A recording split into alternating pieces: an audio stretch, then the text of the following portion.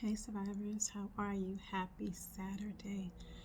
Um, so I just wanted to share some thoughts I had that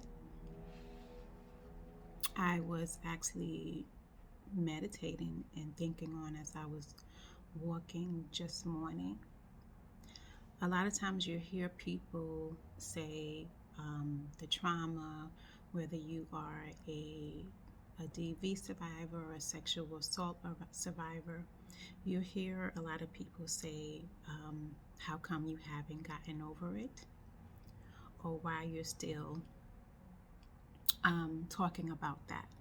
Um, and more than likely, those are the people who have not experienced that form of trauma. So, one of the things that I constantly say is that healing is continuous. And the reason why you just can't get over it and forget about it is because it continues to impact your life. It continues to impact your functioning. And it impacts our functioning because we continue to experience life. And as we experience life, we go through disappointments. We deal with a lot of trials and tribulations, as everybody does.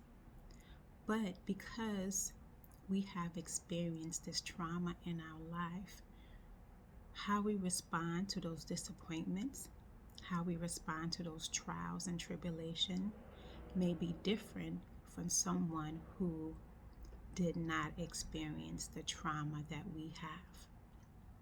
So what we now have to do as survivors is be mindful of our responses, because sometimes our responses when we deal with disappointments and trials may be rooted from our trauma.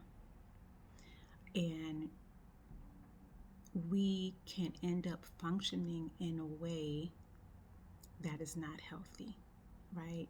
We could respond in a way that does not fit the situation. So maybe our response could be over the top. It could be, extra and not what's actually that actually fits the situation. So when we talk about healing is continuous, the way that we continue to heal is to continue to deal with our trauma by being mindful of our responses. Well, at least that's part of it, right?